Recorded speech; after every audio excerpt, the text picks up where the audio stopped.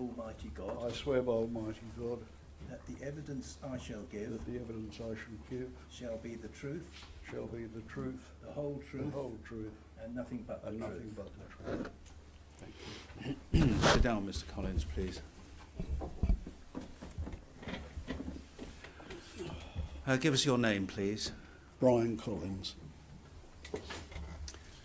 Mr. Collins, tell us something, please, about yourself. Were you in the police force? I was, yes. And when did you start? Do you remember? 1962. Can I ask you to sit a little forward so the microphones can pick up your voice? 1962. That's better. And did you serve for many years in uniform in the police force? I did, yes, as a PC and a sergeant. You became a sergeant. And did you join in due course as a sergeant what was known as the Obscene Publications Team? Yes, I did. In or about 1974? Yes. And what was the essence of your role in the Obscene Publications Team when you joined?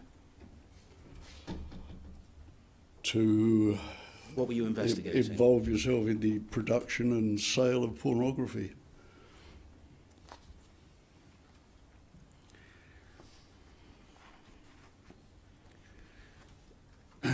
And why were you brought onto that team?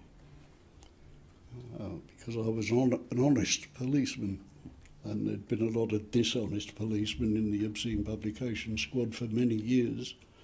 It had come on top of them eventually, and John Smith, or Sir John Smith, knew me. I'd served with him before, and he needed to put trusted men around him. Yeah.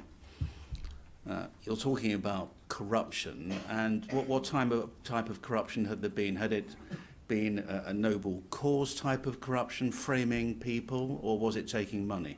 Taking money.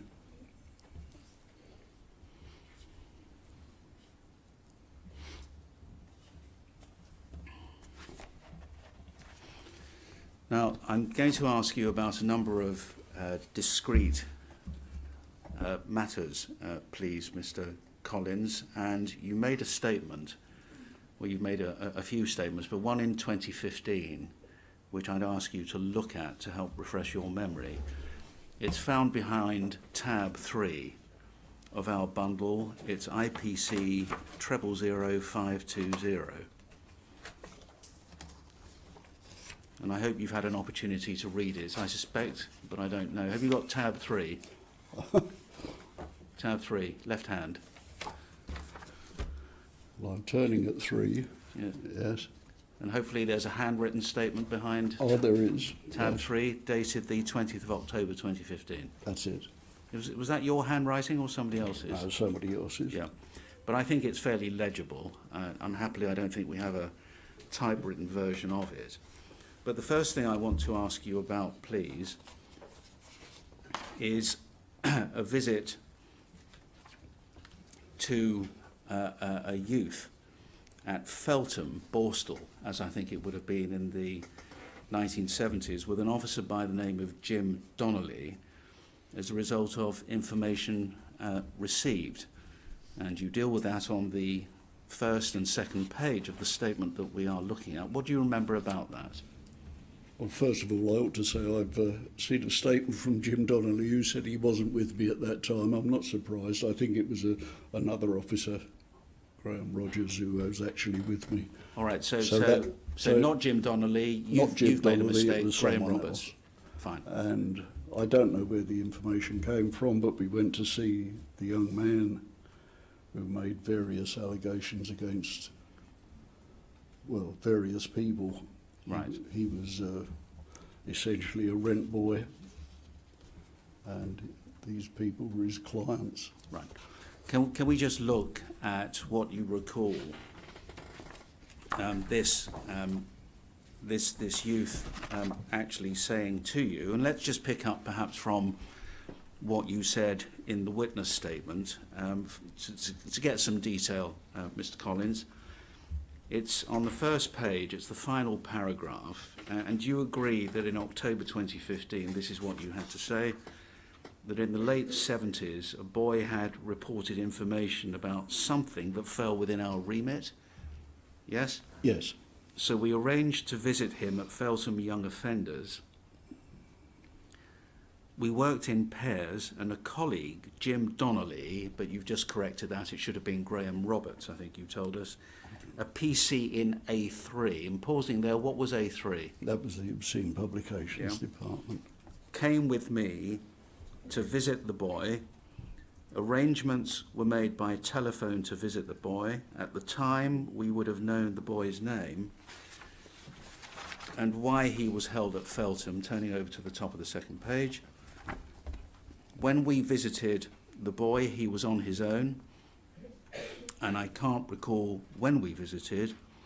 I can only describe him as a young lad. We were with the boy for some time, but I can't say how long. The boy stated that he was a rent boy and had gone to a hotel with Cyril Smith. So in October 2015, it was an allegation about Cyril Smith. Do you remember that now? Yes, I do. They didn't have full sex that day as Smith got cramp, is what the boy told you. He also spoke of a second MP that he visited. He didn't know his name, but he described him in a particular way and told you he was an MP. Did the boy also speak, according to what you had to say in this statement in October 2015, about a boy who had been killed and that his body had been put in a skip and a police officer was involved? Yes, it did. And again, just helping you refresh your memory from what you said a few years ago, the boy explains that when he met Smith, it was possibly a hotel. Smith carried with him a small case containing a Boy Scout's uniform. The boy laughed so much that it made us laugh. I think at the time the boy didn't initially know who Cyril Smith was, and he spoke of orgies and places that these people met in a barn. You said you didn't discuss how the boy came about being a rent boy or why. It was just not discussed then. And then you add, when you returned to the police station, you spoke to John Smith, Yes. and presumably passed on to him what you've just been told. Yes.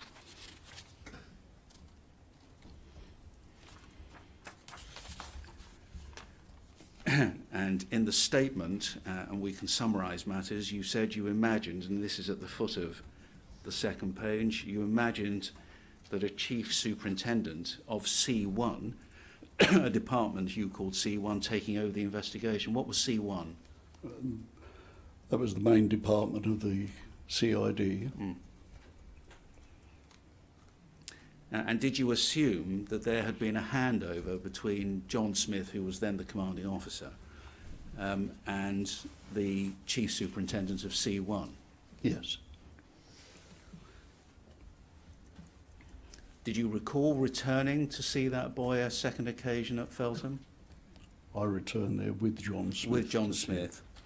And during the course of that second visit, do you remember anything further being discussed about what he had told you the first time about Cyril Smith? No, I can't remember anything Well, further. was that the topic of conversation? That was the main topic of Yeah. conversation, yes.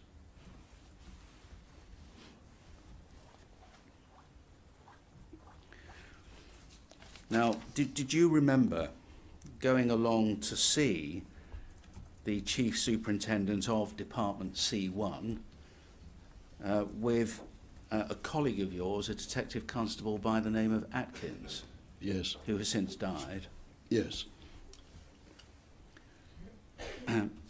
Because you and I think Mr. Atkins had tried to search or research the general registry for files on Cyril Smith, but you found nothing.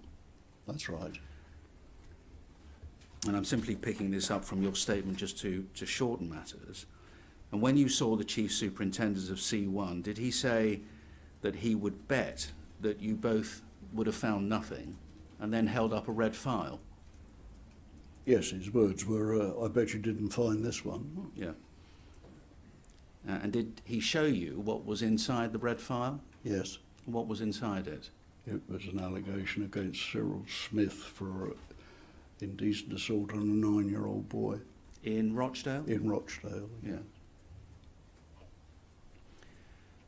And I think, again, picking this up from the statement you made, was there another occasion when you recalled being outside the same Chief Superintendent's office in company with Mr. Atkins, hearing an argument between that Chief Superintendent and a commander?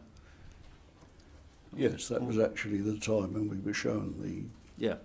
It was, file. it was the time you were shown the file. Yes, that time. Yeah. Was it after you'd been shown the file or before? No, before. Before. And what was the nature of the argument? Well, we heard the Chief Superintendent say or shout because we were sitting outside waiting to go and see him. And he shouted, but you can't because we've got him banged to rights. Yeah. And I don't know what the reply was from the commander. I can't say what it was. No. They could have been talking about anything, but we believed he was talking about what we were Because it was called then. down there for, because it was a continuation of Cyril Smith. Yeah. What you did recall when you made the October 2015 statement is you and Mr. Atkins had nothing more to do with that investigation. No, we didn't. How long after you had visited the boy the first and second time was this argument between the Chief Superintendent and the Commander? Days, weeks? Probably weeks. It was weeks. It wouldn't be days. Now, when you were asked about it, you said you couldn't recall the name of the boy you visited. Do you remember? I couldn't recall when No. I was asked. I know it now, but Yeah. I didn't know then. You've since, of course, been asked by this inquiry to look at a witness statement and some other material relating to an officer, a retired officer, but then an officer by the name of Paul Falston, who was an officer of Thames Valley Police. Is I that have. right? I have, yes. And he visited another boy at Feltham whose name is ciphered, so we're not revealing his name, but that visit was on the 19th of May 1976. All right, we've heard that evidence and you've seen it. And did you later become aware of a television programme in which Mr. Falston appeared talking about visiting a boy at Feltham?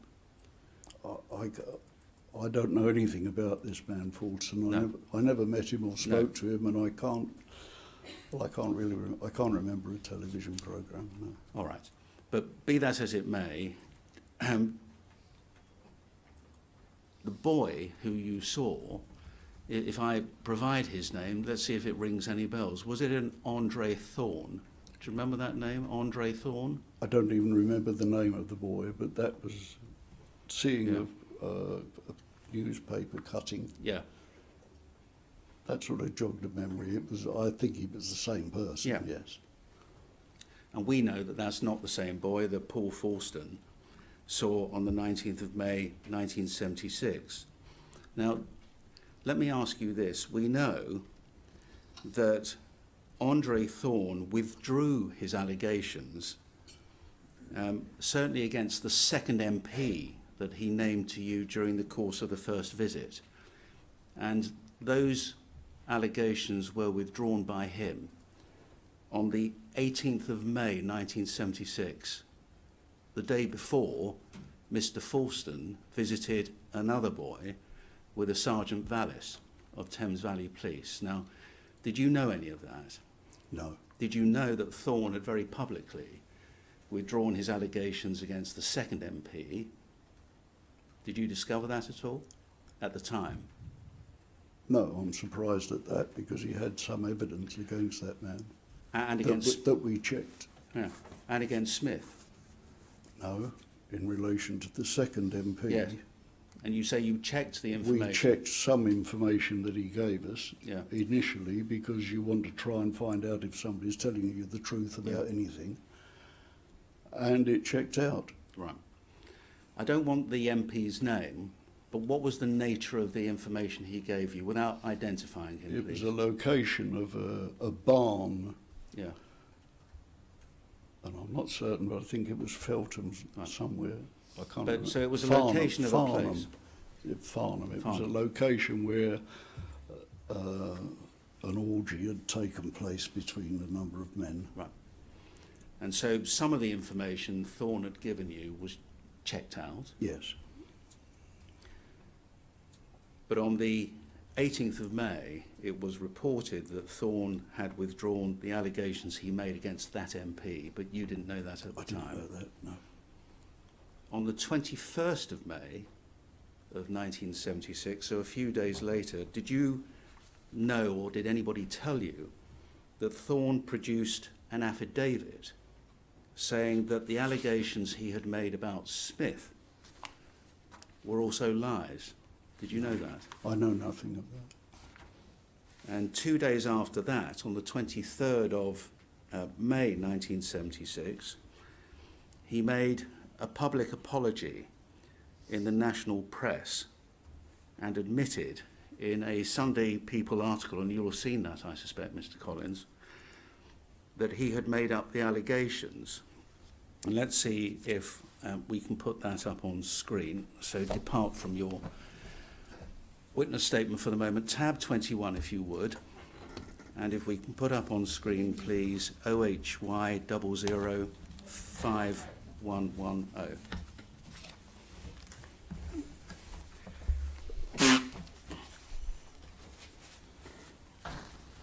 You see that? Yes, I Sunday do. People front page. Yeah.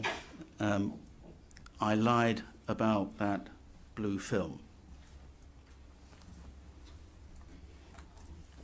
We understand the date of this was the 23rd of May 1976. And if we go over the page to tab 22, we can put up on screen INQ 004199.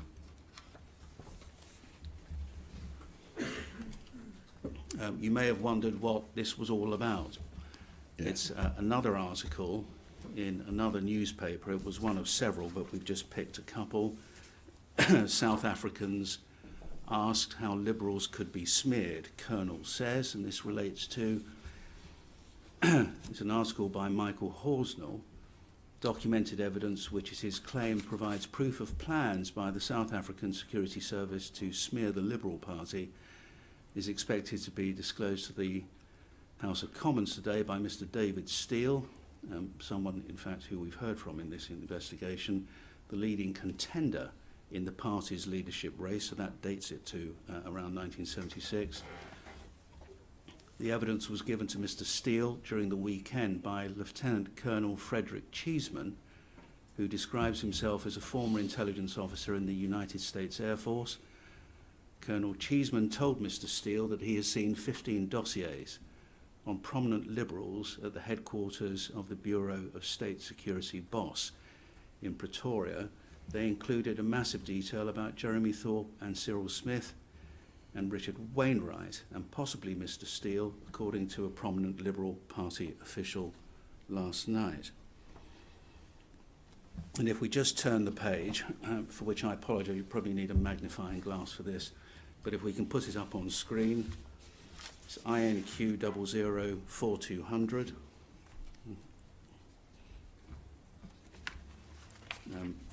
By which I mean tab 23. Let's see if we can zoom in on this a bit better. Yeah.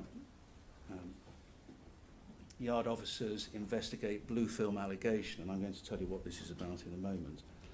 By Stuart Tendler, the South African government last night strenuously denied newspaper allegations that a diplomat had tried to smear a British politician by obtaining and incriminating blue film.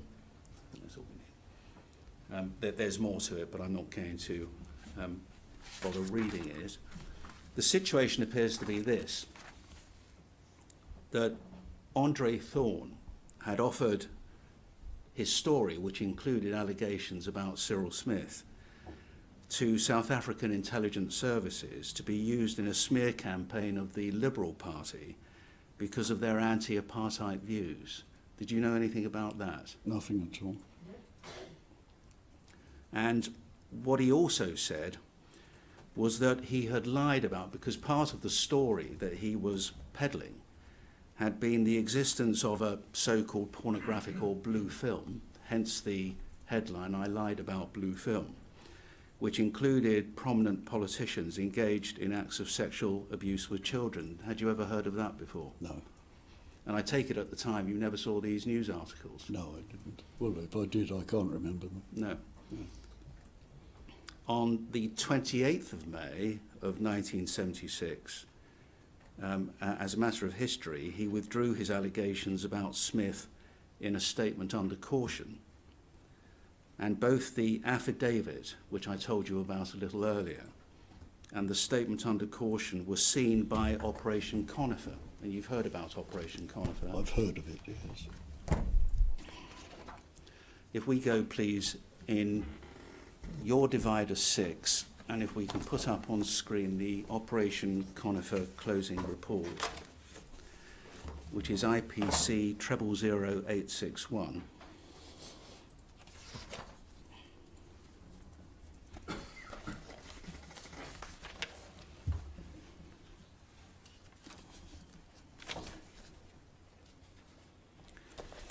And first of all, at paragraph 6 on page 2.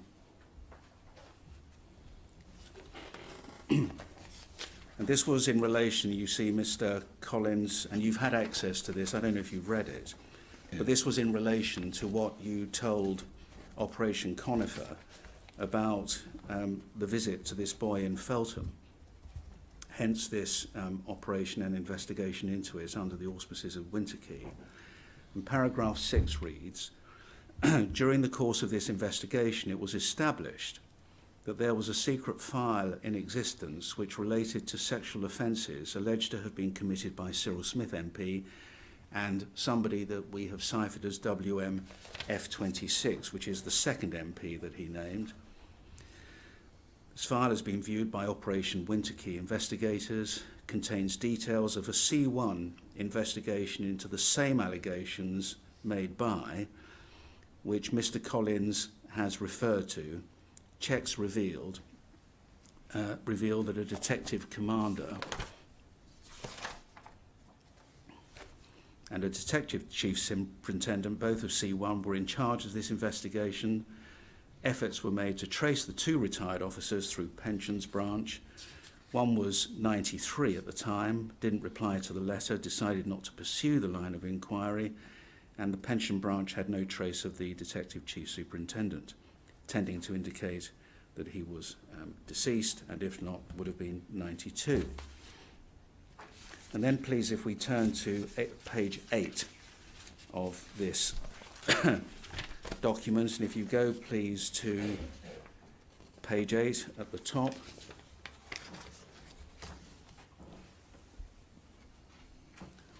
And this is in relation, we see at the top, to Andre Thorne. Paragraph 38. Andre Thorne withdrew his allegation against, and we've got the ciphered name of the second MP, by a statement to the police on the 18th of May 1976, so this is where my information comes from. On the 21st of May 1976, Andre Thorne provided an affidavit which stated his allegations against Cyril Smith were lies. On the 23rd of May, Thorne made a public apology in the national press, admitted in a published Sunday People article on the 23rd of May 76 that he made up the allegations, copy of the relevant newspaper article obtained from the British Library. Article contains an interview with Thorne in which he describes how he lied to both the police and a reporter from the Guardian newspaper about the alleged existence of a film which had included prominent politicians engaged in sex acts with children.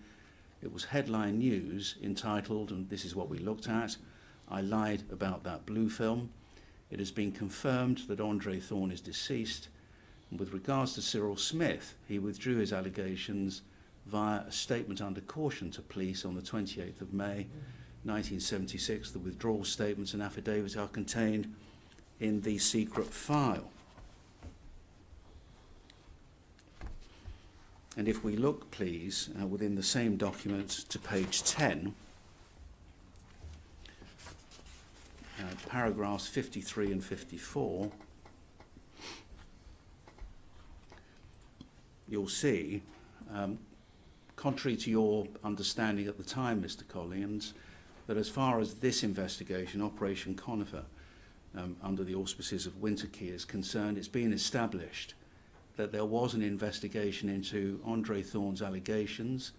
Because of its secret classification, it's unlikely that Mr. Collins would have been notified of the outcome.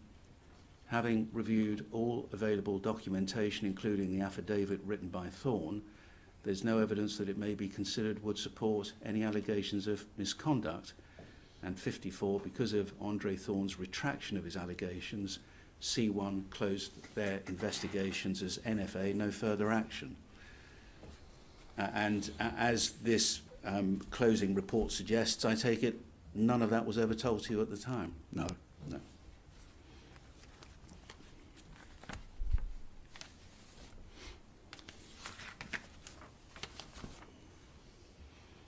There's a further twist to this story, the story of Andre Thorne. And let's see if we can complete that before we break. If you go to tab 18, please, and can we put up on screen MPS 002898.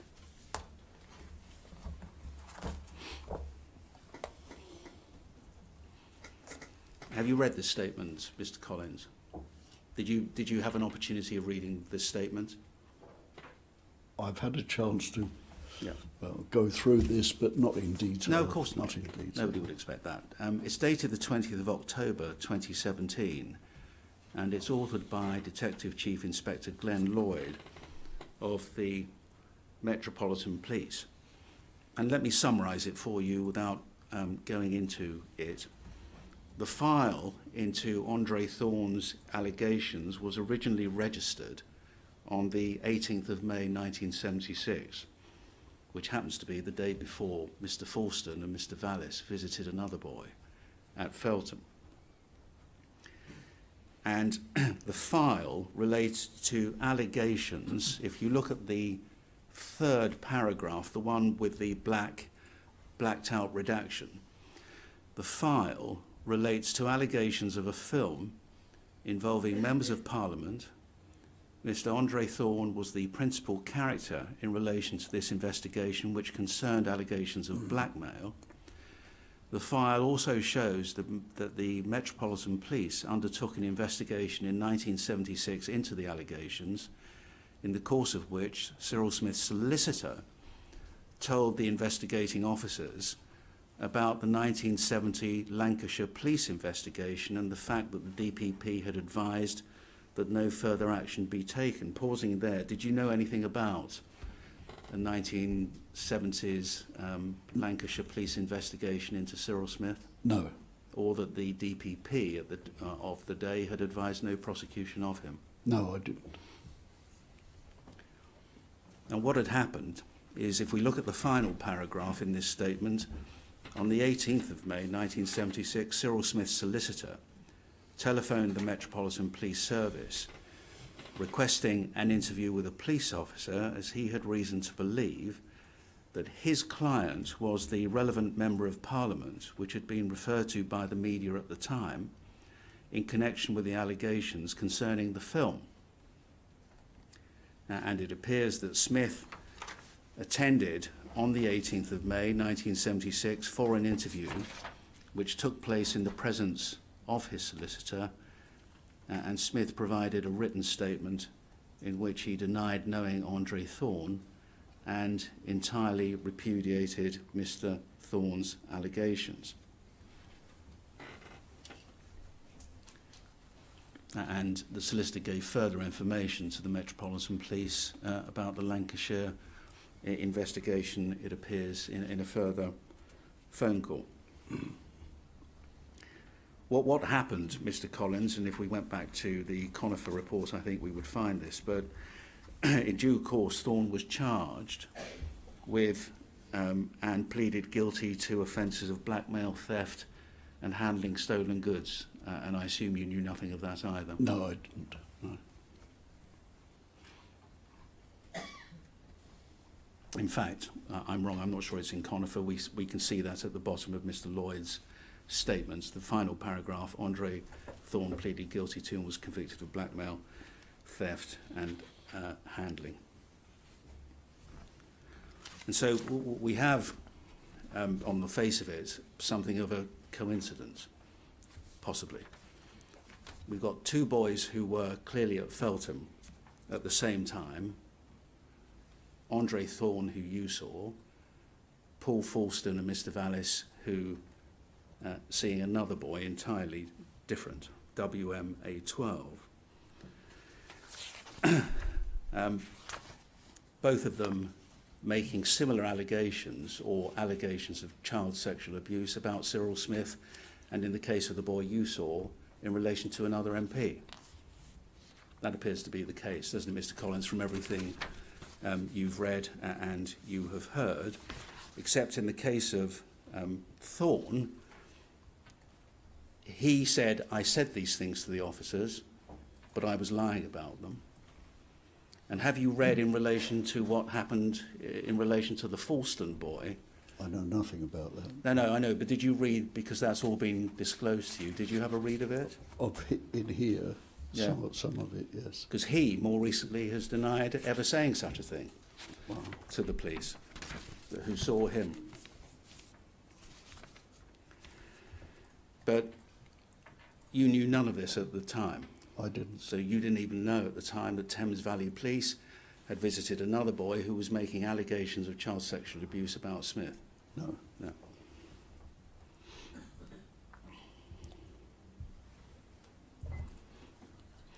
Can I ask you this? Were you aware of Special Branch having any interest in anyone who was in custody in Feltham at that time? No.